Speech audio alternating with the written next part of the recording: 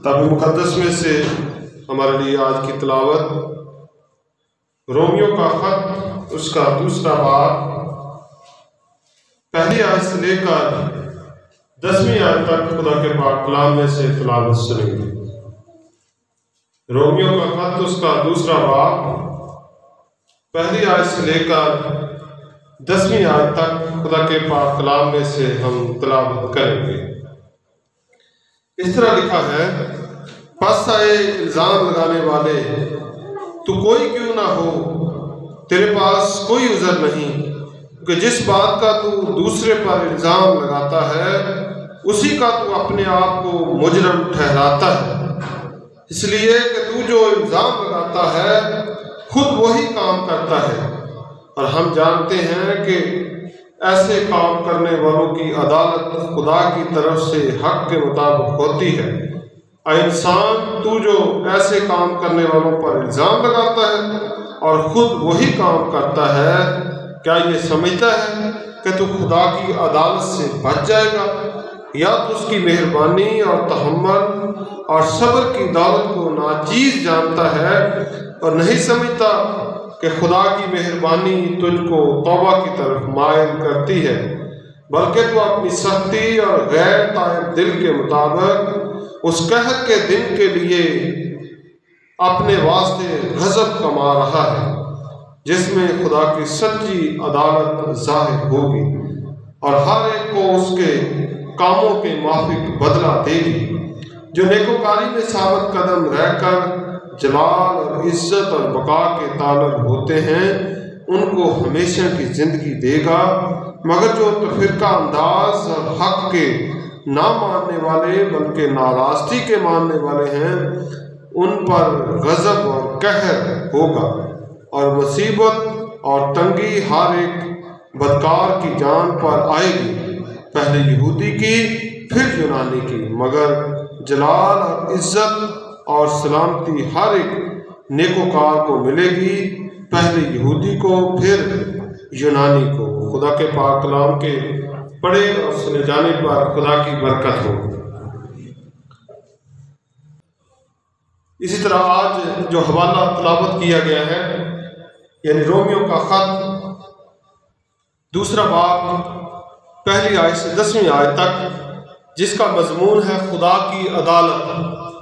जैसे मैंने पहले भी बताया था कि रोमियो का खत जो है ये ईमान को मजबूत करने के लिए, ईमान को ताज़ा करने के लिए, ईमान को बढ़ाने के लिए, वो लोग जिनका ईमान खो चुका है दोबारा बहाल करने के लिए, गुनाहगार को आईना दिखाने के लिए, गुनाहगार को उसकी गुनाह आलूदा फितरत दिखाने के लिए रोमियो का खत बहुत बड़ा हमारे लिए किला है।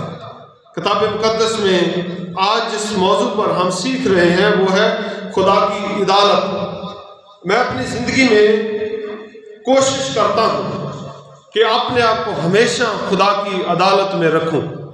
आप सबसे भी दरख्वास्त है, जितने आप ईमानदार हैं, वो आप किसी इंसान से ना डरें, आप किसी शख्स से ना डरें, बल्कि आप खुदा से डरें। आप जब अपने आप को खुदा की अदालत में रखेंगे तो आप धोखा नहीं खाएंगे। मिसाल के तौर पर, एक शख्स चोरी इसलिए नहीं करता कि जब कोई पकड़ लेगा तो मुझे क्या करेगा, मारेगा।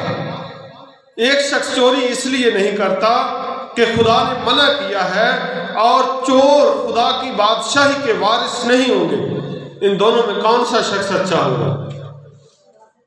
जो खुदा से डरने वाला है, जो अपने आप को खुदा की अदालत में रखता है। आप किसी से कोई गुफ्तगू कर रहे हैं, आप कोई फैसला कर रहे हैं, आप कुछ भी कर रहे हैं, आप अगर अपने आप को खुदा की अदालत में रखते हैं तो आप नाकाम नहीं होंगे, आप कामयाब होंगे, आपको इज्जत मिलेगी। इंसान इज्जत के पीछे भागता है, लेकिन इंसान इज्जत के काम नहीं करता। जब इंसान इज्जत के काम करेगा तो इज्जत के पीछे भागने की जरूरत नहीं पड़ेगी। इंसान को इज्जत खुद ब खुद मिलेगी। इसलिए आप कोई भी फैसला कर रहे हैं, आप कोई काम कर रहे हैं, ये देखें कि इसमें खुदा की मर्जी क्या है। ये देखें क्या खुदा इसकी इजाज़त देता है या नहीं देता।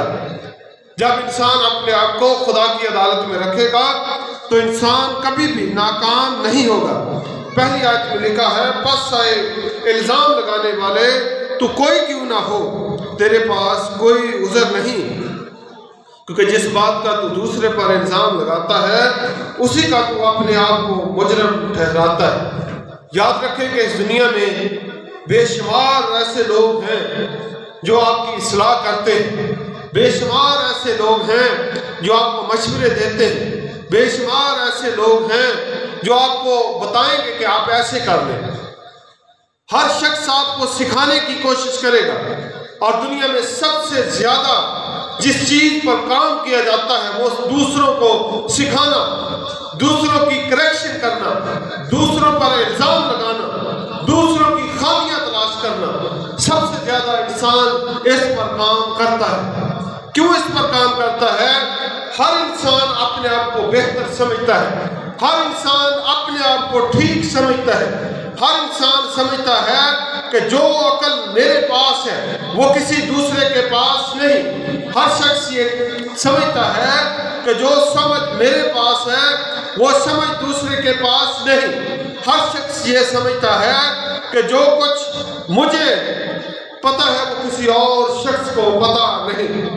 इसलिए हर शख्स दूसरे की करेक्शन करता है। यहाँ पर लिखा हुआ है, बस इल्जाम लगाने वाले तू कोई क्यों ना हो, तेरे पास कोई उज़र नहीं, क्योंकि जिस बात का तू दूसरे पर इल्जाम लगाता है उसी का तू अपने आप को मुजरम ठहराता है।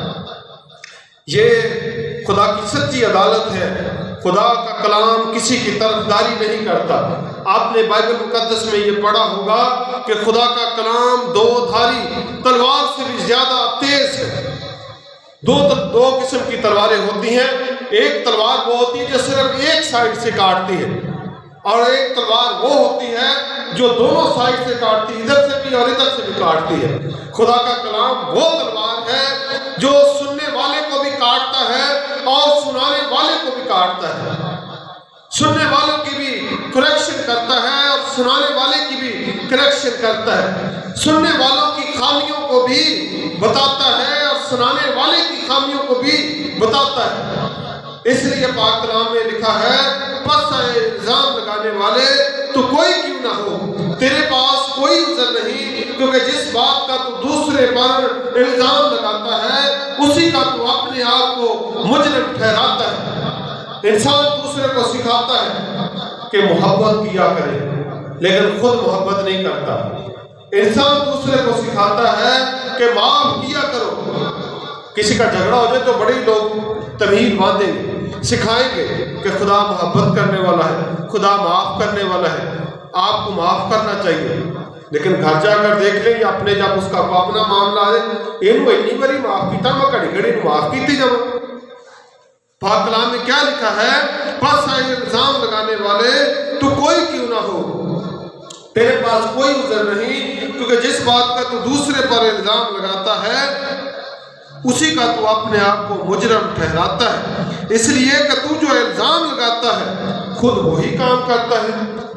तू जो इल्जाम लगाता है खुद वही काम करता है। हम इल्जाम लगाते हैं फलां शख्स बदतमीज है, लेकिन जब हमारी आजमाइश है तो बदतमीजी हम भी करते हैं। हम कहते हैं कि फलां शख्स बड़ा करप्ट है, वो माफ नहीं करता, तो माफ हम भी नहीं करते।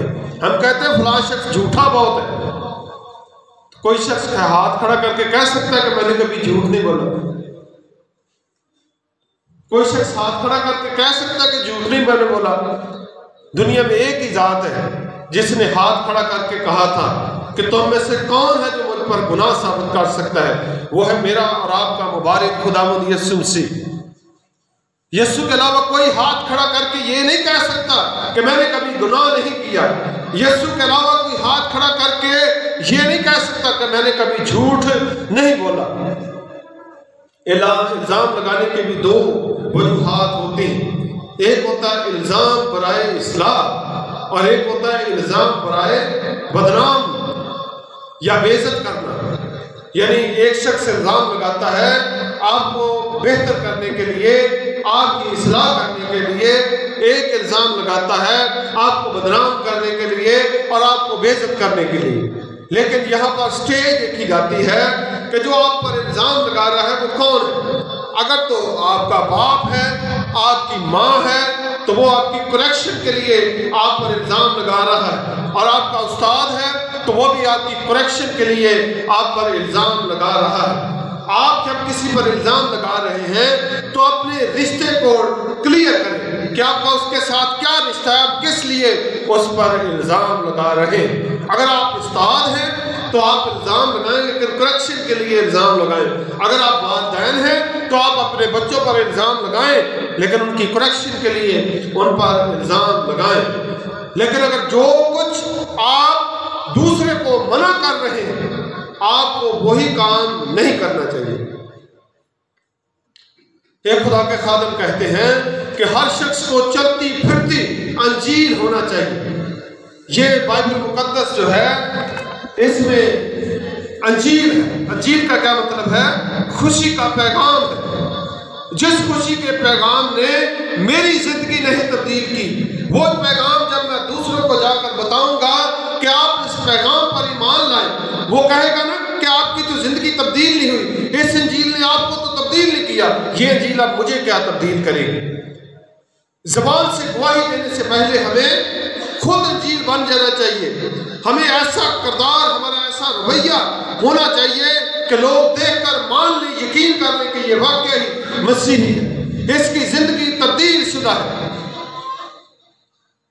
आप कोई चीज फरोख्त करते हैं और नारा लगाकर कहते हैं कि खालिस चीज लिया करो, खालिस चीज लिया करो, और आपने 2 नंबर चीज रखी हो, तो लोग आपकी बात का यकीन करेंगे? कभी भी नहीं करेंगे।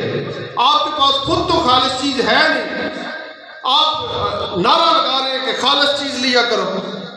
इसलिए पाक कलाम में क्या लिखा है? बस इल्जाम लगाने वाले तो कोई क्यों ना हो, तेरे पास कोई उज़र नहीं, क्योंकि जिस बात का तू दूसरे पर इल्जाम लगाता है उसी का तू अपने आप को मुजरिम ठहराता है।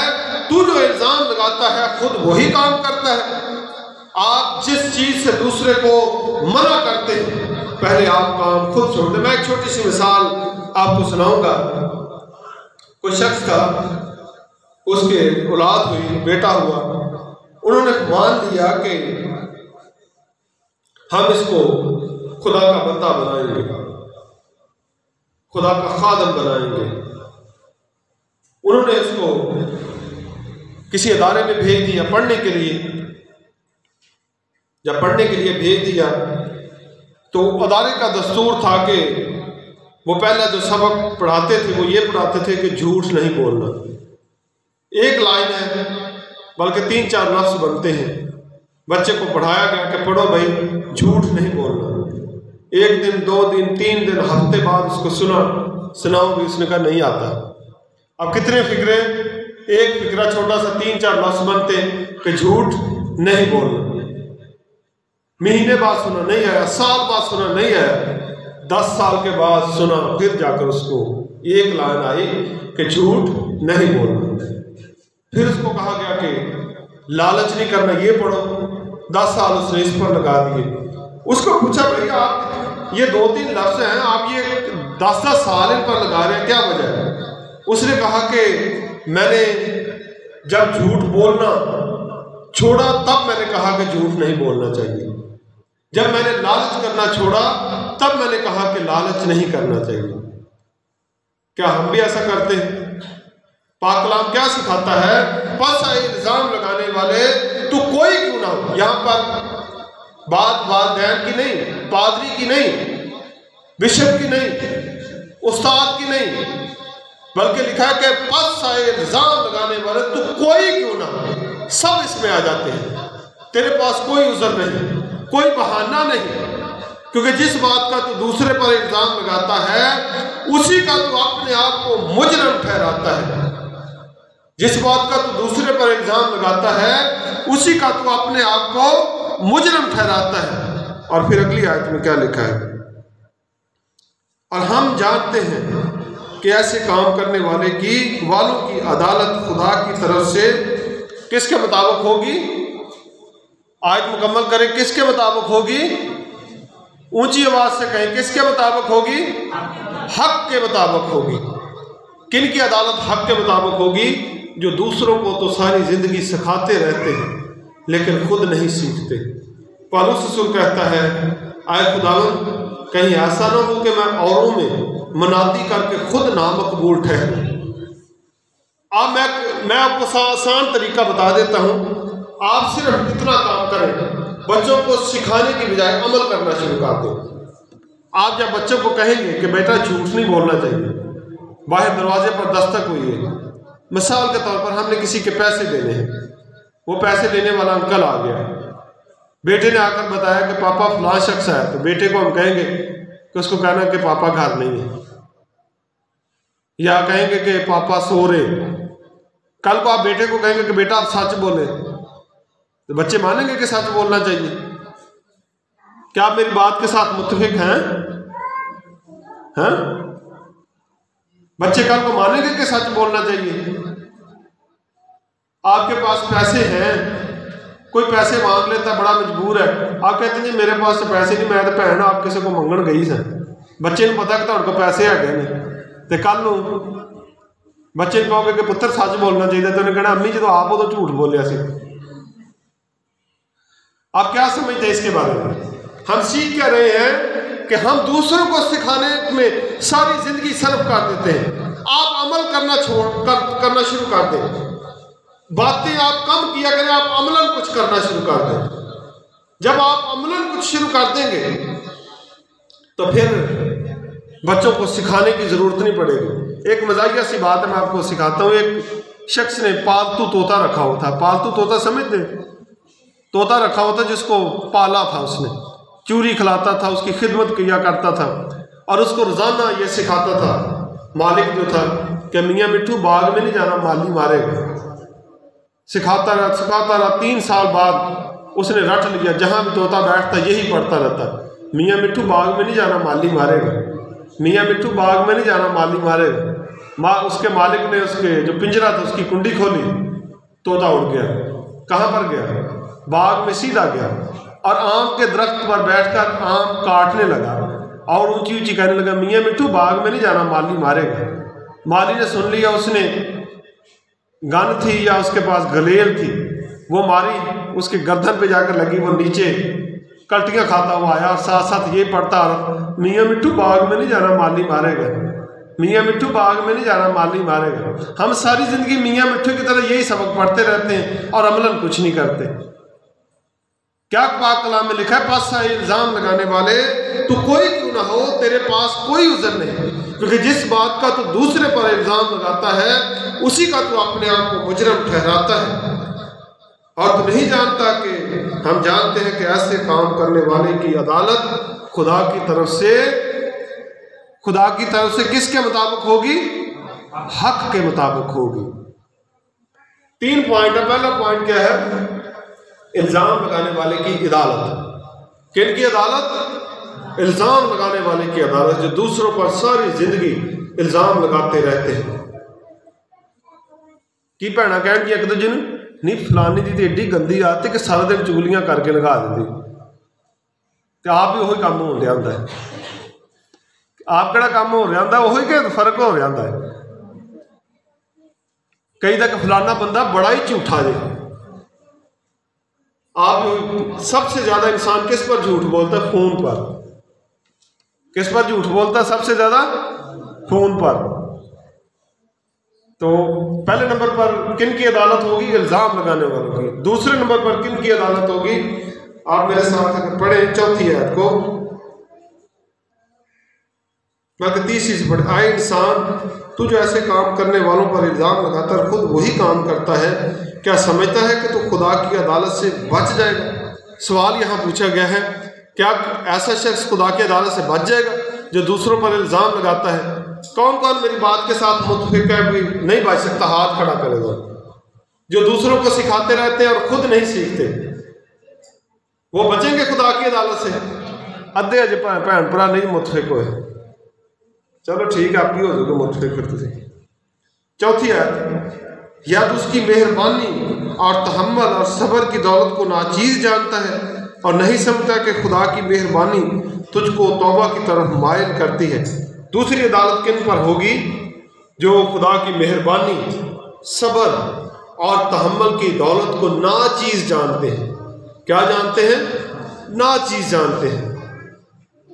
बाज़ बच्चे अपने वालिदैन की मोहब्बत की बेकदरी करते हैं, उनको नाचीज समझते हैं, उनके जज्बात की बेकदरी करते हैं, उनके सब्र का नजायज फायदा लेते हैं, उनके तहम्मुल का नजायज फायदा लेते हैं।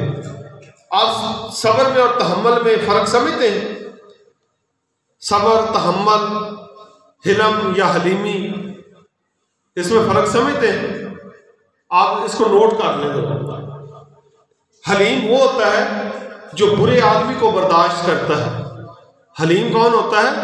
जो बुरे आदमी को बर्दाश्त करता है, वो हलीम होता है। और तहम्मुल या मुतहम्मल, तहम्मुल तब होता है जब बुरे हालात को आप बर्दाश्त करते हैं, बुरे हालात को बर्दाश्त करते हैं, या वो हालात जो आपकी समझ से बाहर है, आपको समझ नहीं आ रहा कि हो क्या रहा है, लेकिन आप उन हालात को बर्दाश्त कर रहे हैं, इसको तहम्मुल कहते हैं। और यहाँ पर जो दूसरा हमारा टॉपिक है वो है खुदा की मेहरबानी, सब्र और तहम्मुल की दौलत को नाचीज जानना। जो कुछ खुदा ने हमें दिया हुआ है इसकी कदर करें। जो कुछ खुदा ने दिया है उसको खुदा की राह पर इस्तेमाल करें। और तीसरा टॉपिक जिस पर हम सीखेंगे वो ये है 5वें आयत में, बल्कि तो अपनी सख्ती और गैर ताइब दिल के मुताबिक उस कहर के दिन के लिए अपने वास्ते गज़ब कमा रहा है। क्या कमा रहा है? गज़ब कमा रहा है। इंसान सारी जिंदगी क्या कमाता है? सुबह जब ड्यूटी पर जाता है, शाम को वापस आता है, तो किस लिए जाता है? क्या कमाने के लिए जाता है? नहीं पता? दलेरी नाल नहीं दिखाना, तो दलेरी ना कमा पर की कमान जाता बंदा, पैसे कमान जाता है। यहाँ पर क्या कमाने का जिक्र है? बल्कि तू अपनी सख्ती गैर ताइब दिल के मुताबिक उस कहर के दिन के लिए अपने वास्ते क्या कमा रहा है? गज़ब। मैं इसकी ज़रा आसान अल्फाज में वजाहत कर दूँ ताकि आप अच्छे तरीके से समझ पाएँ। गज़ब कमा रहा है, कमाने का मतलब बताता हूँ आपको। आपने डिक्शनरी का सुना होगा, किस किस को डिक्शनरी का पता है? डिक्शनरी का किस किस को पता है? डिक्शनरी क्या होती है? जिसमें मुश्किल अल्फाज के मानी होते हैं। एक थिसॉरस होता है। थिसॉरस को कौन कौन जानता है? थिसॉरस एक डिक्शनरी होती है जिसमें मुश्किल अल्फाज के मानी होते हैं, और एक होता है थिसॉरस। थिसॉरस वो होता है जिसमें सिनोनिम्स होते हैं। पता सिनोनिम्स क्या होते हैं? आसान अल्फाज में इसको हम मानी अल्फाज कहते हैं, और आसान अल्फाज में कहेंगे मुतरादफ अल्फाज होते हैं। उसको क्या कहते हैं? उस किताब को क्या कहते हैं? थिसॉरस। अब उसमें क्या किया होता है? जो थिसॉरस होता है उसमें क्या किया होता है? लफ्जों का मजमूआ होता है, लफ्ज इकट्ठे किए होते हैं। लफ्ज क्या उसमें किए जाते हैं? इकट्ठे किए जाते हैं, लफ्जों का जखीरा होता है। तो यहां पर जो लिखा गया है कि तू अपनी सख्ती और गैर ताइब दिल के मुताबिक उस कहर के दिन के लिए अपने वास्ते क्या कमा रहा है? गज़ब कमा रहा है, यानी गज़ब इकट्ठा कर रहा है। क्या इकट्ठा कर रहा है? गज़ब इकट्ठा कर रहा है। अब आप इसको पहले बाब की 24वीं आयत से लेकर यहाँ तक यानी 5वीं आयत तक पढ़े।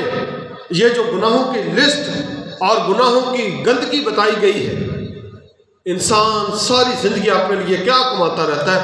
खुदा का कहर और गज़ब जमा करता रहता है, खुदा का गुस्सा इकट्ठा करता रहता है। और आप शायद इस बात को जानते होंगे कि दुनिया में कोई भी ऐसा शख्स नहीं है जो खुदा के कहर और खुदा के गज़ब का सामना कर सके। किताब मुकद्दस में लिखा है, कौन खुदा के गज़ब का सामना कर सकता है? कौन खुदा के कहर का सामना कर सकता है? कौन खुदा के कहर की ताब ला सकता है? हम में से कोई भी शख्स खुदा के कहर और खुदा के गजब का सामना नहीं कर सकता। आज जो सुबह मैंने तलावत की थी उसमें क्या जिक्र आया था, जिन्होंने तलावत सुनी है, कि एक मैंने फरिश्ते को देखा जिसने आकर क्या खोला, अथागढ़े को खोला, और अथागढ़ में एक बहुत बड़ा सा धुआं उठा और उस धुएं के बायस सूरज चांद तारीक हो गए और उस धुएं के बायस जमीन पर टिड्डियां निकल पड़ी और उन टिड्डियों की दुमें कैसी थी जैसे बिच्छुओं की, और उनके पर ऐसे थे जैसे लड़ाई के वक्त घोड़े दौड़ते हैं, ऐसे उनके पर थे और ऐसी आवाजें उसमें से निकलती थी। और उनको 5 महीने तक आदमियों को अजियत देने का इख्तियार दिया गया था और उनकी दुमों में 5 महीने तक के डंक थे और वो आदमियों को जान से मारने का नहीं थे बल्कि उनको अजियत देने के लिए खुदा ने उनको भेजा था। और उस वक्त लोग क्या करेंगे, मौत मांगेंगे, लोग मौत की आरज़ू करेंगे, लोग मौत से भागेंगे, लेकिन उनको मौत नहीं आएगी। कौन खुदा के गज़ब इलाही का सामना कर सकता है? किताब मुक़द्दस में लिखा है कि गुनाह की मजदूरी मौत है। सब ने गुनाह किया और खुदा के जलाल से महरूम है। हम झूठ बोल कर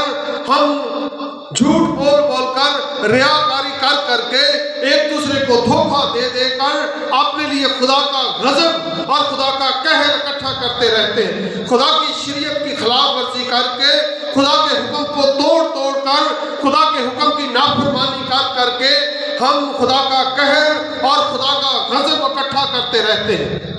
जैसे कोई शख्स सर्दियों के लिए ईंधन इकट्ठा करता रहा, लकड़ियां इकट्ठा करता रहे ताकि सर्दियों के वक्त में जब ज्यादा सर्दी होगी तो आग जलाने में मुझे मुश्किल ना होगी। इसी तरह इंसान अपने लिए जहन्नम के लिए ईंधन खुद ही इकट्ठा करता रहता है और सारी जिंदगी गजब कमाता रहता है। क्या बात कलाम में लिखा है, बल्कि तू अपनी सख्ती और गैर ताइब दिल के मुताबिक उस कहर के दिन के लिए अपने वास्ते गजब कमा रहा है जिसमें खुदा की सच्ची अदालत जाहिर होगी। कौन सी अदालत जाहिर होगी? खुदा की सच्ची अदालत जाहिर होगी। खुदा के यहाँ किसी की तरफदारी नहीं। आप वालिदैन होते हुए अपने बच्चों के लिए शायद तरफदारी कर ले, हम दोस्त होते हुए अपने दोस्त की शायद तरफदारी कर ले, हम पड़ोसी होते हुए अपने पड़ोसी की तरफदारी कर ले, हम जमीन पर अपने तल्लुक को इस्तेमाल करके जमीनी अदालत से बच जाएं, हम जमीन पर पैसा इस्तेमाल करके जमीन की अदालत से शायद बच जाएं। लेकिन याद रखें कि खुदा की अदालत में ना तो तल्लुक इस्तेमाल होता है, ना वहाँ पर वसाइल इस्तेमाल होते हैं, ना वहाँ पर पैसा इस्तेमाल होता है। यहाँ पर क्या लिखा है, बल्कि तो अपनी सख्ती और गैर ताइब दिल के मुताबिक उस कहर के दिन के लिए अपने वास्ते गजब कमा रहा है जिसमें खुदा की सच्ची अदालत जाहिर होगी। छठी आयत, और हर एक उसके कामों के माफिक बदला देगा। किसके माफिक बदला देगा? कामों के माफिक। यहाँ पर शैतान एक गलत बात इंसान के दिल में डाल सकता है। क्या डाल सकता है कि यहाँ पर लिखा है कि हर एक उसके कामों के मुआफिक बदला देगा। तो इंसान शैतान कहेगा कि भाई यस्सु का खून बहाएगा की फायदा, ये कम्मा नाल ही सानू कम्मा का ही बदला मिलना है। मैंने इसकी पहले भी कई दफा वजाहत की है, आज फिर इसकी वजाहत करूंगा। काम जो है आपके निजात याफ्ता होने का सबूत है। एक आदमी के पास स्मेल आती है, पहले स्मेल आती थी, अब उसके पास स्मेल नहीं आती, बदबू नहीं आती। क्यों नहीं आती? उसने नहाकर क्या कर लिए? कपड़े चेंज कर लिए। मुकाशियों की किताब में क्या लिखा हुआ है कि उन्होंने बर्रा के खून से धोकर अपने जामे क्या कर लिए? रेड कर लिए या सफेद कर लिए। उन्होंने अपने जामे बर्रा के खून से धोकर क्या कर लिए? सफेद कर लिए। जब सफेद हो जाते हैं तो फिर दाग नजर नहीं आता। यीशु के खून से हम क्या हुए हैं? धुल चुके हैं। जब धुल चुके हैं तो फिर गंदगी की, आलूदगी की स्मेल नहीं हमारे पास आनी चाहिए। अगर स्मेल गंदगी की और आलूदगी की आती है तो इसका मतलब है कि यीशु के खून से अभी तक हम नहीं धुले। जब धुल जाते तो फिर स्मेल नहीं आती। हम 3-4 दिन से नहीं नहाए, पसीना आया हुआ है, स्मेल आती, बदबू आती है। हमें कहा गया कि जाकर नहा गया और नहा कर हमने साफ कपड़े पहन लिए, अब भी स्मेल आएगी स्मेल नहीं आएगी स्मेल, तो उसका क्या मतलब होगा कि हमने सफाई कर लिया। अगर हमने यीशु के खून से धुलकर साफ हो गए तो फिर पुराने काम कहां जाएंगे, दूर चले जाएंगे। क्या लिखा हुआ है, जो मसीह यीशु में है उन पर सजा का हुक्म नहीं, और अगर कोई मसीह में है तो वो पुराना मखलूक है।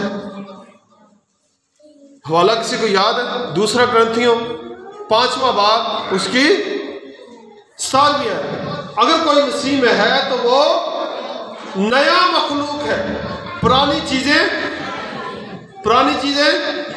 जाती नहीं। कहां जाती नहीं, दूर चली गई। जैसे खुदा ने कहा कि मैं तुम्हारे गुनाहों को कैसे दूर कर दूंगा, जैसे पूरब से पश्चिम है या जैसे मगरब से मशरक है। लेकिन अगर फिर भी हम गुनाह कर रहे हैं, फिर भी गजब कमा रहे हैं, फिर भी इल्जाम लगा रहे हैं, फिर भी खुदा के सब्र को, तहम्मुल को नाचीज जान रहे हैं, तो फिर तो कामों का बदला मिलना चाहिए। मुकाशफा की किताब में लिखा है कि देख मैं जल्द आने वाला हूं और हर एक के काम के मुताबिक बदला देने के लिए अजर मेरे पास है।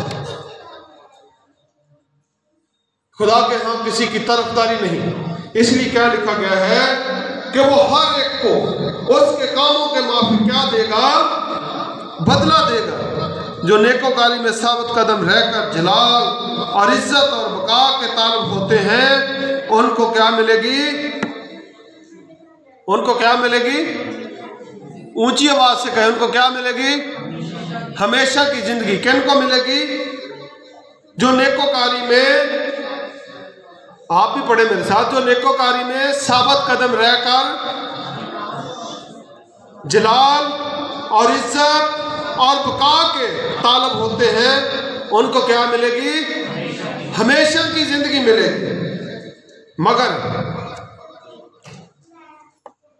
मगर जो तफरीका अंदाज और हक के नाम मानने वाले बल्कि नाराजगी के मानने वाले हैं, उन पर क्या आएगा, गजब और कहर आएगा। आपको पता है कि दुनिया में बहुत सारे लोग हैं जो तफरीका अंदाज है। तफरीका समझते हैं, जुदाइयां डालने वाले।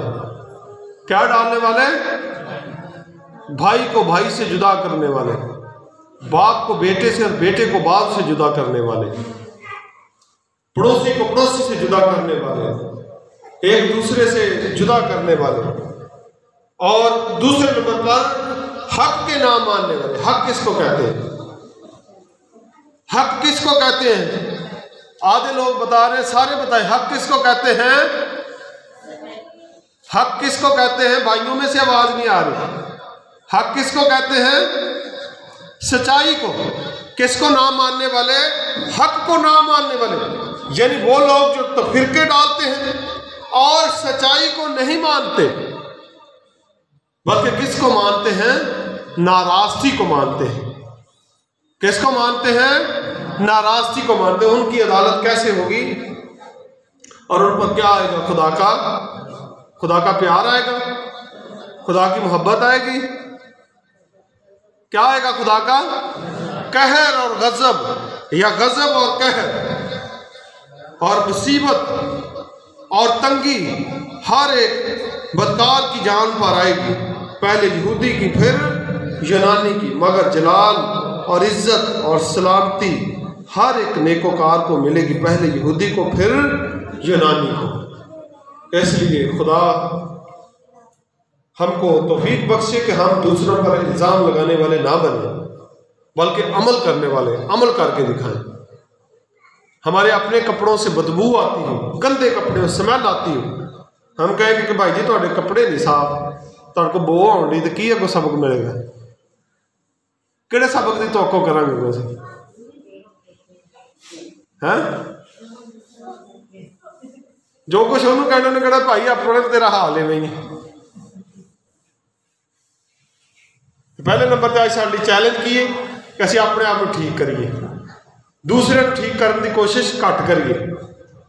जो असीं दूजे को ठीक करांगे तो सानू ये सुनने को मिलेगा भाई अपने आप को तो ठीक करो। साडे उस्ताद प्रोफेसर जॉन विलियम साहब वो कहते हैं कि आप सिर्फ ये ऐलान कर दें कि आप खुदा के खादम हैं, लोग तुहानू आप ही ठीक कर लेंगे, कहेंगे वेखा उंज बड़ा गुस्सा होंदा तो खुदा का खादम बनया फिरदा है, वेखा सानू तो सिखांदा झूठ नहीं बोलना चाहिए, तो आप फोन पर झूठ बोली जान दे।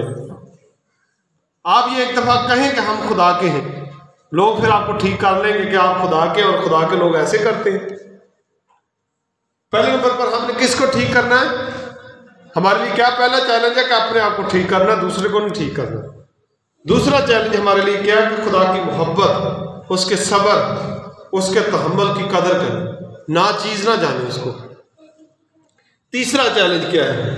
हक को माने, नाराज़गी को पसंद ना करें, चाहे हमारा भाई है, हमारी बहन, हमारी बेटी, हमारा कोई रिश्तेदार है, कोई भी हमारा अजीज या करीबी क्यों ना हो, हम नाराज़गी को ना पसंद करें। अगर नाराज़गी का इल्ज़ाम हमारे अजीज पर लगता है तो लगने दें, करेक्शन हो जाएगी, ठीक हो जाएगा। और अगर हम तरफदारी करके उसको बचाने की कोशिश करेंगे तो हम जहन्नम में धकेल रहे हैं। क्या कर रहे हैं? जहन्नम में धकेल रहे हैं।